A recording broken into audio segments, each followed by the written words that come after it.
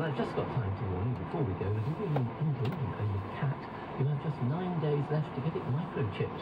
It's a legal requirement in England from Monday, June the 10th, for all cats over 20 weeks old. If you miss the deadline, the fine could be £500. Let's do the chipping and could charge you £10 to £30, but they say it does last for the cat's life. Or neither of them. Email us your money, chips or cheaps, moneybox@bbc.co.uk. We do read them all today's team.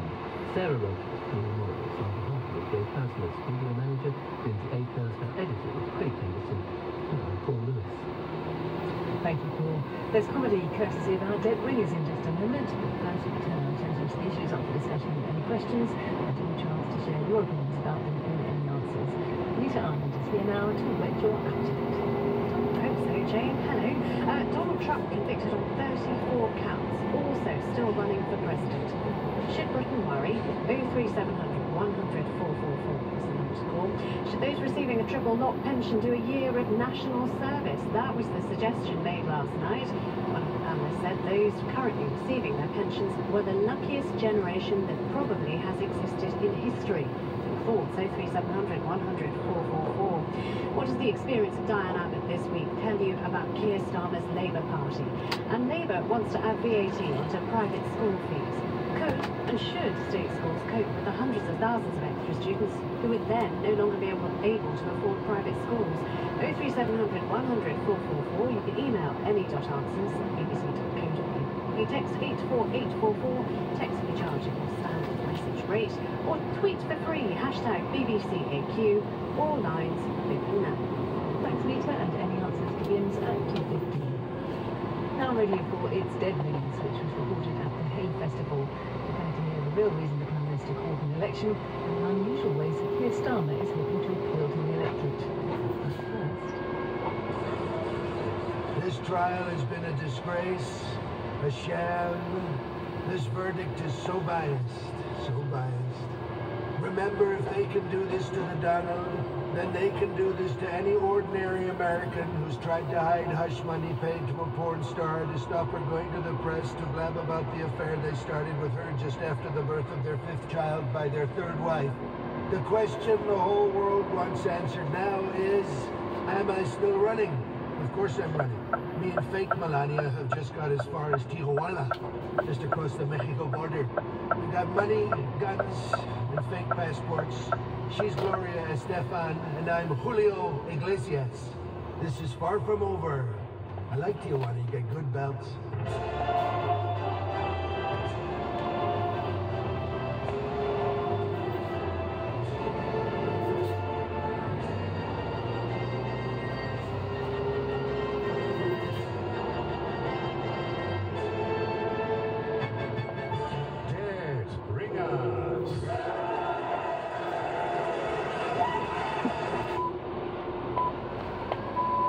Listening to Today with Nick Robinson and Emma Barnett. Can't believe I'm here. The election campaign started in earnest this week. Rishi Sunak crisscrossed the country, talking to ordinary people, meeting, greeting and flinching. He joins me now. Oh, it's awful, Emma. I'm being forced to do these terrible plebby things day after day. Rishi rides on a train, Rishi kicks a ball. It's like I'm inside the Ladybird book from hell. The dissolution of this parliament signals the end of many distinguished parliamentary careers and Hancock's. After 27 years, Theresa May is leaving the Commons. Mrs. May, good morning. It's lovely to be here, Nick. Most MPs with a career as long as yours have many happy memories to look back on. Do they? Those poor people with their happy memories. Thankfully, I have no happy memories. Do you remember my Brexit vote humiliations? Almost losing an election to Jeremy Corbyn, of all people. My voice being reduced to an inaudible croak during the most crucial speech of my life. It's no wonder my retirement scream on the dial, So in answer to your question, Nick, no happy memories. Just unending, soul-crushing misery. I'll miss it terribly. Also departing the Commons is Michael Gove. Free at last. Lovely to be here, Emma. So, Mr. Gove, what are your plans now? Well, after decades spent in the Commons backstabbing and double-dealing, I think you'll understand that now I just want to spend time with my family, backstabbing and double-dealing them for a change. And what does the future hold work-wise? Sadly, like most middle-aged men who retire, I'll discover my skills are no longer relevant, and all I'll be offered is the most demeaning, spirit-crushing work. Your own show on GB News. Precisely. Start on Monday. Gooby goodbye. And we have breaking news on another senior Tory standing down who joins me now. Hi there, Emma. It's good to be with you. Rishi Sunak again. You're standing down as an MP. Well, that's right. After careful consideration, I've taken the tough and totally selfless decision to cut and run before I do a Portillo on election night. But you're the Prime Minister. Don't you have a responsibility to the country? Well, I've already been Prime Minister for 6, 7, 8, 12 Liz Trusses. I've suffered enough. Meanwhile, a Lib Dem election stunt with Ed Davey on a paddleboard went dangerously wrong and he fell into Lake Windermere. Luckily, the sewage broke his fall. Green Party leader Caroline Lucas has finally been told by the BBC what she has to do to be invited onto Question Time. Change her name by deed poll to Nigel Farage. Both Nigel Farage and Piers Morgan were on this week's Question Time. Presumably the other two horsemen of the apocalypse were busy. Manchester Police announced it would be taking no action against Angela Rayner over claims she cheated the HMRC on the sale of her council house. Angela Rayner joins us now. That's what happens when you take on a straight-talking northerner from the north who just happens to be northern, you poncy southern gits! Have you been in contact with HMRC? Oh, yeah, hang on. I've just moved up to number 146 in the queue. The rest of your party must be delighted for you. Too right. Oh, you should have seen Keir Starmer's face when he heard I was in the clear and that I'd be at his side for the next 5 years. There were tears running down his cheeks. Tears of joy. Oh, without a doubt, Nick. Then I told him that I'd gone public saying I see no reason why Diane Abbott shouldn't stand as a Labour MP. And those tears turned into a torrent. Angela Rayner's comments added to the sense of chaos regarding the suspension of Diane Abbott. As Abbott being first told she was being allowed back into the party and once again she was a Labour MP, but an MP barred from standing at the next election, only to be told that then she wasn't barred from standing, but that she didn't have a seat which she claimed meant she was barred. Can you blame Diane for drinking on the train? I'd be freebasing Moscow mules by now. To clear this up, I'm joined by the Labour leader, Sir Keir Starmer. Look, it's very simple. We're both welcoming Diane back into the party and wishing her well as she departs it. Diane Abbott is the Schrodinger's cat of Labour, both in and out of the party at the same time. Isn't this a very shabby way to treat the country's first female black MP? No, it's firm but fair, and Diane may be given a Labour seat to contest, but she just needs to jump through a few more hoops. Another anti-Semitism awareness course. No, actual hoops. West Streety's just hung some up from the ceiling there. With a decent tailwind and a good run-up, I don't see why Diane couldn't manage it. At a rally on Wednesday night, Diane Abbott tore into the Labour leadership. She joins me now on the line. That's right, Nick. I made it clear to the people of Hackney that I'll stand by them come what may. Keir Starmer has shamelessly turned his back on the most important Labour traditions. You mean protecting workers' rights? No, losing elections. Michael Foot, Neil Kinnock and of course Jeremy. All understood how to lose elections, but now Starmer wants to disgrace the party like Blair did by actually winning power. It's sickening. The government announced plans to reintroduce national service. It came to an end in 1960, so the only people who have experienced it are now in their 80s. I will never forget my time in the regiment. Our sergeant major was a brute of a man who tortured me on a daily basis with his poor diction and split infinitives. One day out on patrol, we came under fire from some very nasty local children with a slingshot outside a tea shop in Eccles. We lost some good fondant fancies that day, and a Garibaldi that didn't make it home. With just over a month to polling day, the Conservatives still have to find over 100 candidates. It's a bit like Squid Game, but less humane. Despite there still being 3 people under 25 planning to vote for them, the Tories also announced plans to scrap 1 in 8 poor-value university courses. That's over 25%, said one recent maths graduate. Business news now, and billionaire Larry Connor has vowed to spend $20 million on a new submersible to see the Titanic. Fellow billionaire Elon Musk joins me on the line. I'm furious. I will sue him for breach of copyright. It is I who do the stupid things. This is my trademark. I will send down a submersible to the bottom of the ocean right away to spoil his plans. You've developed a submersible. No, it's a Tesla with the windows closed. That's insane. Who on earth would be mad enough to pilot a Tesla truck to the bottom of the ocean? You call? Ed Davey? I've submerged myself in the waters of Windermere. The bottom of the North Atlantic Ocean should be a doddle. Meanwhile, the Pope has been accused of using a gay slur. A Vatican spokesman joins me now. Chill out, babes. It's all good here. The Pope is my bro. He's my ride or die. Right. You work at the Vatican. Too bloody right, girl. This place all blend up with as many gaudy statues and cherubs as all their East End soldiers combined. That's like if you come from Wall George by Italian hate in fancy frocks. It's like the best gay club in the universe. Royal Mail has accepted a £5 billion takeover bid. It reassured customers services won't change, with 96% of first-class mail still being delivered the next day and 82% of second-class mail still being thrown in the canal.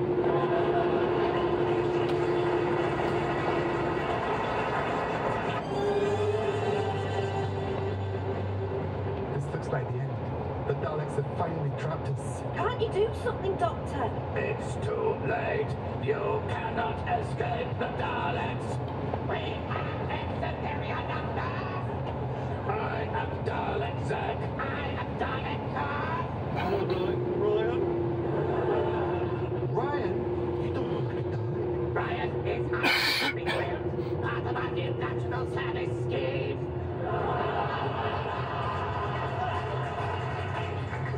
We plugged the holes in our troop numbers by conscripting 17-year-olds to join the Dalek army.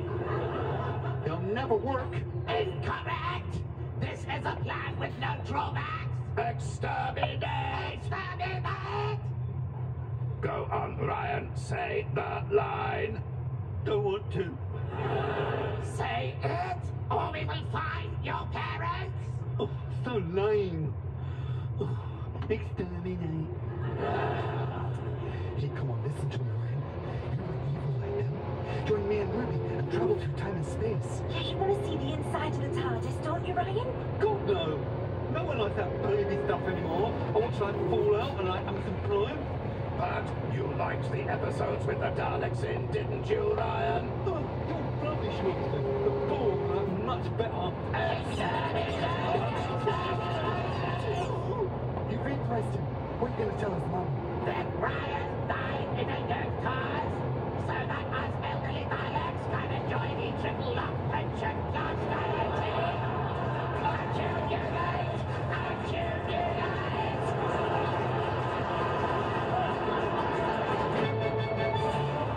You're listening to Jeremy Vine.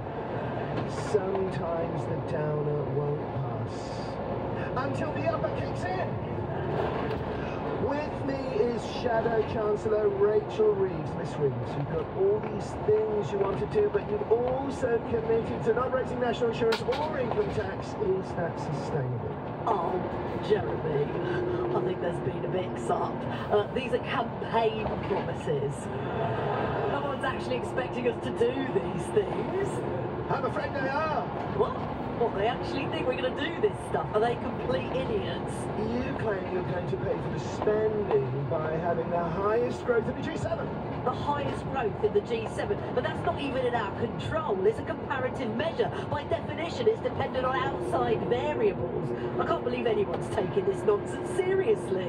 Miss Reeves, are you telling me that you don't mean anything you say? I'm saying the only promise I've got any hope for is to be marginally less crap than the last lot. At this point, we'll take it. Oh, easy, Jeremy. It's only a campaign promise. I'm not saying we'll keep it.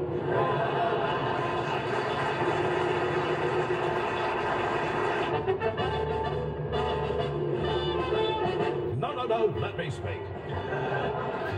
Welcome to my brand new podcast, Big Nigel's Big British Values. Right, now the loony left have criticised me for saying Muslims don't share British values, but that's not racist. I even asked my Muslim mate Parish about it, and he said he didn't care. I mean, technically he's a Hindu, and he's less of a mate and more my ex-wife's divorce solicitor, but the point still stands. Anyway, let me clarify. I didn't mean the boring old traditional values like democracy, tolerance, liberty and respect. I meant proper British values, you know. Overboiling sprouts until they're legally a smoothie. Drinking ale at the temperature of a recently used jacuzzi.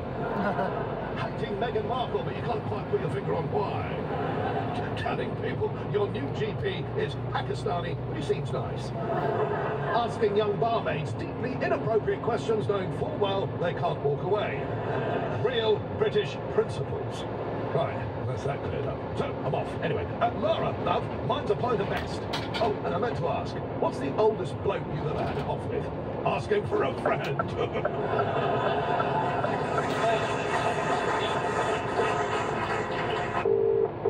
You have reached Jeremy Corbyn, independent MP and always on the right side of history. Please leave a message. Hello, Oliver Dowden here. I'm actually the Deputy Prime Minister, as you may know. Don't blame me if you didn't. I didn't. Well, here's the thing, Mr. Corbyn. I have about 9 days to fill 160 vacancies for Conservative candidates for the election. Bit of a panic, if I'm honest. Wondered if you'd be interested. After all, like us, you hate the Labour Party. And also, like us, you've made it your life's work to stop them from forming a government. So, ring me back if you're interested. I'll throw in a pair of bicycle clips. Bye! BBC Radio 4. And now it's time for the Afternoon Theatre, a brand new production of the Beckett classic, Waiting for Godot. And in the interest of political balance during this election campaign, the part of Estragon will be played by Theresa May, and the part of Vladimir will be played by Ed Miliband. Let's go. We can't. Why not? We're waiting for Godot. Oh. He didn't say for sure he'd come. And if he doesn't come? Then we'll come back tomorrow, and the day after tomorrow, and so on, and so on. Hello, everyone. What? Godot here. Sorry I'm late. I was just doing another Lib Dem stunt. I'm sorry, but Godot isn't supposed to turn up. Oh, but he has to. Otherwise the Lib Dems won't have a part. And you've got to have political balance. Come on, everyone! All these people. It's the cast of Cats. They represent all the minor parties. I've always thought Godot lacked sequence, high kicks and show tunes. Come on! Oh, shall we go? Yes, let's go. They do not move. You're not supposed to read out the stage directions.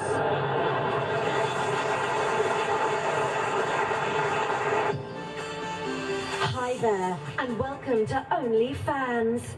I'm your digital assistant, and I'm here to help you find the adult content creator that'll get you hot and steamy. Please select from our list of gorgeous creators who are waiting to excite you. Hello. Thanks for choosing Sir Keir Starmer's OnlyFans page. As you know, I promise not to raise national insurance or income tax if I get into power. Instead, I'm raising cash by getting you hot under the collar. For every donation, you'll get a personalised cheeky glimpse at one of my sultry policies. Look, here are my 6 steps. Donate now, and I might reveal a tempting glimpse of step 1. Thank you, Doggy Style 1993, for your £10 donation. Send me another £20 and I will coquettishly reveal a pair of massive proposals for closing tax loopholes for private schools. Are you excited? I certainly am. Oh, I'm getting hot. But you're going to need to dig a little deeper into your pockets. Hunkatron_85. That's more like it. Now keep the cash flowing if you want to see me take off the front cover of my manifesto and show you Labour's detailed prospectus for a sustained macroeconomic recovery within tightly controlled fiscal parameters. Whoa.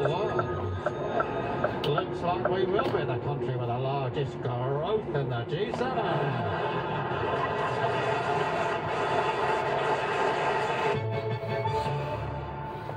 I'm here today with an important message for you, the elderly of Great Britain. Now, you might be a little startled to see Michael Parkinson on your television sets, what with me being dead and all, but don't worry, because all of this is being done with AI. I may look and sound like the much-missed chat show host, but I'm in fact Prime Minister Rishi Sunak. You see, having announced a raft of policies designed to appeal to people like you, I've now decided to go the whole hog and turn myself into Sir Michael Parkinson, because you liked him, didn't you? Whereas you can't stand the sight of me. And the elderly-friendly policies don't end there. I'm also announcing a ban on all mustards other than Coleman's. Box sets of Floggy will be available on prescription, and Richard Osman will be legally compelled to produce a new cozy murder mystery novel on a weekly basis. At last, the AI stopped working. I knew we shouldn't have given away the contract to that bloke Matt Hancock met down the pub. Well, anyway, please support your Conservative candidate at the upcoming election. And remember, you get a free Parker pen just for voting.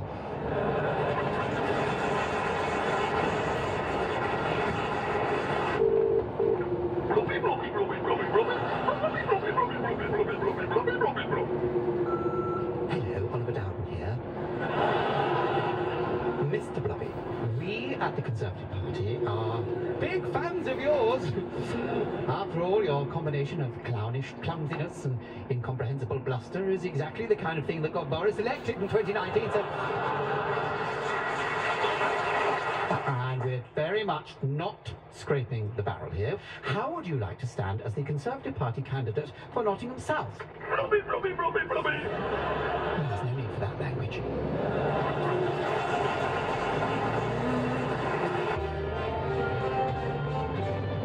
Welcome to Newsnight. I'm Kirsty Ward. Move it up, down, left, right-o. Switch it up like Nintendo. Say you can't sleep, baby, I know. That's that me espresso. More on that story later. As speculation about the election results heats up, joining me now is everyone's favourite election expert, Professor Sir John Curtis. Pleasure to be here as always. Now, can you take us through the latest polling numbers? Well, they're very interesting, Kirsty, very interesting indeed, and we can draw quite a clear conclusion from them. Oh, really? What's that? Well, the numbers, Kirsty, are saying that the next Prime Minister is going to be me. I'm sorry, not even an MP, so that's not possible. Oh, believe me, it's possible. Do you want to know what else the numbers say? Okay. 98% of women in marginal seats think John Curtis is sex on legs. Right, I'm not entirely sure of what's going on here. Now, Mr. John, let's get you back to the Strathclyde University where you belong. Professor Chris Whitty, what are you doing here? I'm not sorry about this, Kirsty. Sir John's had too much airtime. He's gone mad with the power. 7% of my pie charts are capable of flight. And sleep. You'll be out for hours. Well, thank you very much, Sir Chris. It's my pleasure. I must say it's nice to be back on air. Maybe I'll get my slides. You want to see my slides? No, thank you. That won't. You do, don't you? You do. I will get my slide. Next slide, please. Next slide, please. No. Next slide, For God's sake, somebody call Jonathan Van Tam.